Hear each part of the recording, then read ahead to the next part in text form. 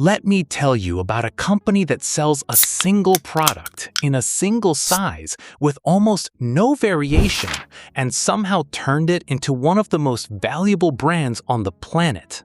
No tech, no patents, no secret formula that took decades of R&D, just a slim aluminum can, 250 milliliters of liquid, and one of the most ruthlessly brilliant marketing machines ever built. Here's the number that should stop you cold. Red Bull costs roughly $1 to produce. It retails for $4. That's a 300% markup on a drink. For context, Coca-Cola, one of the greatest businesses in human history, operates on margins that make Red Bull look like it's printing money in a back room. And in a way, it is. In 2023 alone, Red Bull sold 12.1 billion cans. Not units, not bottles, cans.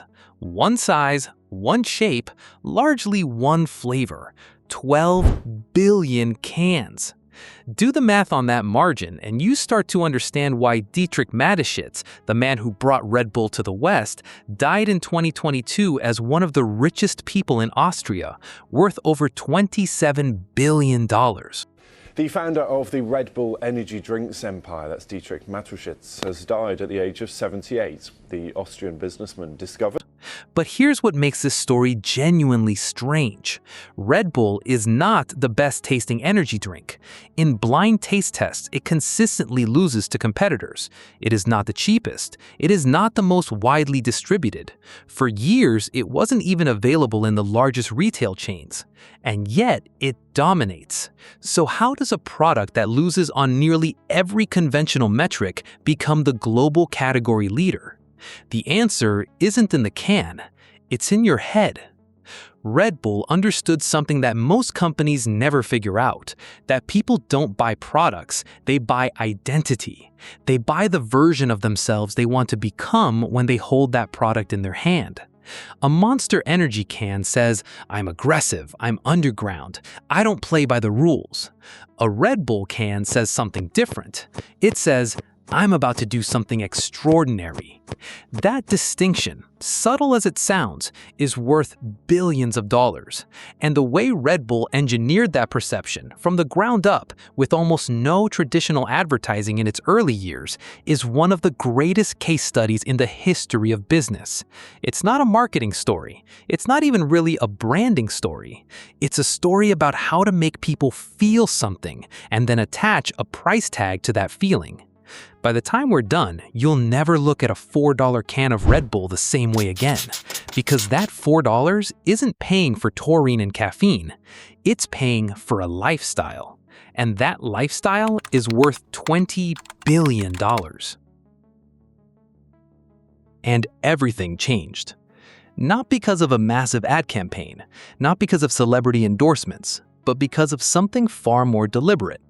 Mateschitz didn't put Red Bull in supermarkets. He didn't chase mainstream distribution. Instead, he seeded the cans in ski resorts, university campuses, gyms, and nightclubs. He targeted people at the exact moment they needed energy, and more importantly, at the moment they wanted to be seen needing energy. He wasn't selling a drink, he was casting a character. The can became a signal. If you were holding a Red Bull, you were someone who skied black diamonds, studied till 3 a.m., danced until sunrise. You were someone who lived at full throttle. That identity didn't come from an ad. It came from placement, from association, from the genius of making a product feel exclusive before it was even widely available. Within a few years, Red Bull had crossed into Germany, Hungary, the UK. By 1997, it landed in the United States, a market everyone said was too competitive, too saturated, and too brand loyal to embrace a new energy drink. Within a decade, it owned that market too. Chaleo Uvivia, the Thai entrepreneur who invented the original formula, died in 2012, worth $5 billion. His family remains one of the wealthiest in Asia. Mateschitz built something even larger, a brand so powerful that the product became almost secondary to the world built around it. But that world didn't build itself. It was engineered, carefully, deliberately, and with a level of strategic patience that most businesses never manage. The early distribution strategy was almost anthropological. Red Bull hired young, attractive brand ambassadors, real people, not actors, and sent them into the wild with Mini Coopers loaded with product. No script, no hard sell, just, here, try this, you look like you need it. It sounds almost laughably simple, but the psychology underneath it was razor sharp. Context creates meaning. When you receive a free Red Bull at a ski lodge after a brutal morning run, your brain doesn't file it under beverage, it files it under recovery, performance, reward. When you crack one open at 1 a.m. before a final exam, it doesn't feel like a soft drink, it feels like a weapon, a tool, an ally. Red Bull wasn't just selling caffeine, it was selling the moment right before something great happens. And here's where it gets really interesting. Mateschitz made a decision early on that seemed financially insane. He deliberately kept supply below demand. When retailers called asking for more stock, they were told to wait. When new markets opened up, Red Bull entered slowly, methodically, building scarcity and mystique before scale. This is the opposite of every business school teaches. You're supposed to maximize distribution, capture shelf space, flood the market before a competitor does. Red Bull did the reverse, and it worked because scarcity is a signal. When something is hard to find, the human brain assigns it value. Red Bull felt like a secret worth knowing, and people who knew the secret felt special for knowing it. Then came the insight that separated Red Bull from every energy drink that came before it or after it. They stopped marketing the product and started marketing the identity. In 1989, Red Bull sponsored its first extreme sports event, not because extreme sports fans were the biggest market, but because extreme sports represented something: risk, freedom, human limits being tested and broken. Mateschitz understood that if Red Bull could own that feeling in the public imagination, the drink would simply be the physical artifact of that feeling. You weren't buying a can, you were buying proof that you lived that way. This is why the tagline, "Red Bull gives you wings," is one of the most valuable sentences in marketing history. It doesn't describe a product, it doesn't list ingredients or benefits, it promises transformation. It says, whoever you are right now, this can will make you more. More focused, more alive, more capable of doing the extraordinary thing you're about to attempt. No other energy drink has ever successfully stolen that positioning. Monster tried aggression, Rockstar tried fame, dozens of others tried health, tried humor, tried price. Red Bull never moved. It planted its flag on one feeling, the feeling right before you exceed your own expectations, and never let go. That consistency held over decades is what turned a $1 can into a $4 purchase that feels like a bargain. Because nobody thinks they're overpaying for caffeine. They think they're investing in a version of themselves, and people will pay almost anything for that. Most companies treat marketing as an expense, a necessary cost, a line on the income statement that gets scrutinized every quarter, trimmed when times get hard, and measured by how many eyeballs it rented for 30 seconds before those eyeballs looked away. Red Bull looked at marketing and saw something completely different. They saw an asset. Not a campaign, not a budget, an asset, something that compounds over time, grows in value, and eventually generates returns on its own without requiring constant reinvestment. The kind of asset that shows up on a balance sheet and makes investors feel safe. The only problem was, nobody had ever built this kind of asset in the beverage industry before, so Red Bull had to invent the playbook from scratch. It started, as most Red Bull decisions do, with an instinct that looked irrational on paper. In 2007, Mateschitz launched Red Bull Media House, a fully operational media company built inside a drinks brand. Not a content marketing department, not a social media team, a genuine media operation with journalists, filmmakers, photographers, and producers creating content distributed across television, print, digital, and live events. The industry thought he'd lost his mind. Why would a beverage company spend hundreds of millions of dollars building a media empire? Why not just buy more ad slots? Why not sponsor more athletes and call it done? Because Mateschitz understood something the rest of the industry didn't. Owned media is a permanent asset. Rented media is a recurring expense. Every time a traditional company buys an ad, they're renting attention. The moment the campaign ends, the attention disappears. They have to go back to the market, buy more attention, and start again. It's a treadmill, expensive, exhausting, and with no finish line. Red Bull stepped off the treadmill entirely. Red Bull Media House began producing content so compelling that people sought it out voluntarily. Films about cliff divers, documentaries about Formula One drivers, footage of wingsuit pilots threading through mountain ranges at 150 miles per hour. None of it felt like advertising. All of it reinforced the exact feeling Red Bull had been selling since 1987. The brand became the content. The brand became the content. And unlike a TV spot that disappears after its run, a great film lives forever. Then came the move that made the whole world pay attention. October 14, 2012, Felix Baumgartner steps out of a capsule 128,000 feet above the Earth's surface and jumps. The Red Bull Stratos project, years in the making, tens of millions in the budget, was broadcast live on YouTube. 8 million people watched simultaneously, making it the most watched live stream in internet history at that point. Baumgartner broke the sound barrier with his body. Red Bull broke every record for earned media coverage.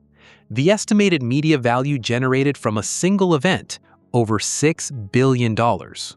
They spent tens of millions. They earned billions in attention, coverage, brand association, and cultural relevance that no ad budget could have purchased. It wasn't a marketing stunt. It was a proof of concept, a demonstration that if you do something genuinely extraordinary, the world will pay attention for free. But the Stratos jump was just the most visible expression of a much deeper infrastructure. By this point, Red Bull owned 2 Formula One teams, Red Bull Racing and AlphaTauri. They owned football clubs across 4 continents, RB Leipzig in Germany, Red Bull Salzburg in Austria, the New York Red Bulls in the US. They ran their own music label, their own magazine distributed in 165 countries, their own television channel. Every one of these properties served the same function: constant, credible, and contextual reinforcement of the brand identity. You couldn't watch a Grand Prix without seeing Red Bull win. You couldn't follow extreme sports without seeing Red Bull athletes push limits. You couldn't scroll through YouTube without encountering Red Bull content that had nothing to do with selling you a drink and everything to do with making you feel something. This is the part that most business analyses miss. Red Bull's marketing isn't expensive. It's the most efficient capital allocation in the beverage industry because every dollar spent builds an asset that generates compound returns, rather than renting attention that evaporates the moment the invoice is paid. The sports teams appreciate and value. The media library grows. The archive of extraordinary moments gets longer every year. The brand equity, that invisible, almost unquantifiable force that makes someone choose a $4 can over a $2 competitor without thinking twice, gets stronger with every piece of content, every race won, every record broken. Most companies build products and bolt marketing on the side. Red Bull built a feeling and attached the product to it. The can is almost incidental. What you're really buying is membership in a world Red Bull spent 40 years constructing. A world where human limits don't exist, where the next extraordinary thing is always one decision away. That world is the asset, and it's worth far more than any balance sheet will ever show. Red Bull has perhaps the deepest moat in the non-alcoholic beverage industry. Consider the brand valuation numbers. In 2023, Red Bull's brand was valued at approximately $20 billion by leading brand consultancies, making it one of the 50 most valuable brands on the planet, sitting alongside companies with vastly larger product portfolios, decades more history, and orders of magnitude more capital deployed. That $20 billion does not appear on Red Bull's balance sheet. It exists nowhere in their official financials. It is an invisible asset built entirely from perception, association, and feeling that nevertheless determines how much a retailer will pay for shelf space, how much a distributor will fight for the contract, and how much a consumer will pay without negotiating. This is the deepest truth about what branding does to a balance sheet. It creates value that accounting was never designed to measure. Traditional financial analysis looks at assets, factories, inventory, receivables, cash. It can price a machine. It can value a patent. It struggles profoundly with the question of what it's worth that when someone thinks energy, they think Red Bull first, automatically, without being prompted. That automatic association, what marketers call top-of-mind awareness, is worth billions, and Red Bull has spent 40 years making sure it cannot be dislodged. Their revenue in 2023 exceeded $11 billion from one product, one size, one core flavor, no diversification required, no acquisition strategy needed, no technology platform to maintain. Just a brand so precisely engineered that the world keeps reaching for it, at a premium without being asked twice. That is what branding actually does to a balance sheet. It doesn't show up in the assets column. It shows up in every line. Higher margins, stronger volumes, better distributor terms, lower customer acquisition costs, and the resilience to competition that no amount of capital alone can buy. The can cost $1 to make. The brand took 40 years to build. And the brand is worth $20 billion. Identity is the highest margin product the company can sell. Not software, not pharmaceuticals, not financial instruments. Identity. The gap between what something costs to produce and what someone will pay to feel a certain way about themselves, that gap is where the greatest businesses in history have built their fortunes. Apple doesn't sell phones, it sells the feeling of being someone who thinks differently. Nike doesn't sell shoes, it sells the belief that you have an athlete inside you worth unleashing. Rolex doesn't sell watches, it sells arrival, the quiet, permanent signal that you made it. Red Bull doesn't sell energy, it sells the version of you that is about to do something extraordinary. Every single one of these companies prints money for the same reason. They attached a feeling to an object and then defended that feeling with every decision they made for decades. So what does this mean if you're building a business? Lesson 1. The product is the proof, not the point. Most founders spend the majority of their time, capital, and attention on the product, making it better, optimizing it, adding features, reducing costs. This is necessary, but it is not sufficient and it is not the ceiling. The product has to be good enough to deliver the promise, but the promise is what people are actually buying. Red Bull had to give you enough caffeine and taurine to make the feeling credible, but nobody paid $4 for the taurine. They paid $4 for the wings. Before you optimize another feature, ask the harder question. What feeling does this product deliver, and am I engineering for that feeling as deliberately as I'm engineering the product itself? Lesson 2. Consistency compounds. Red Bull has used essentially the same positioning since 1987. Nearly 40 years of the same identity, the same tone, the same type of athlete, the same type of moment. In an industry obsessed with reinvention, with rebranding, with chasing trends and pivoting toward whatever culture seems to want this quarter, Red Bull stood completely still. And while everyone else moved, Red Bull's identity got deeper, more embedded, more automatic in the minds of consumers. This is the compounding effect of brand consistency. Every year you hold your positioning, it becomes cheaper to maintain and more expensive for competitors to attack. Every year you drift from it, you give back ground that took years to build. Lesson 3. Distribution is not just physical. Red Bull understood before almost anyone else that where your product appears tells people what your product means. Placing cans in nightclubs and ski lodges wasn't just smart targeting, it was identity assignment, letting the environment define the brand so the brand didn't have to explain itself. Think about where your product shows up. Who else is in that room? What does the context tell people before they've even tried what you're selling? Distribution is a branding decision. Treat it like one. Lesson 4. Owned media is the most undervalued asset in business. Most companies will spend this year renting attention from platforms they don't control for audiences that don't belong to them through algorithms that can change overnight. Red Bull spent the same years building a media library, a content archive, a global audience that chooses to engage. The returns aren't visible in year 1. They're not even clear in year 3. But a decade in, the company that built owned media has a structural advantage that no ad budget can overcome. And for investors, here's the question Red Bull forces you to ask. When you evaluate a business, you look at revenue, margins, growth rate, competitive positioning. These are necessary, but they are all downstream of one question that most financial models never ask. What does this brand make people feel? And how hard would it be to make them feel that way about someone else?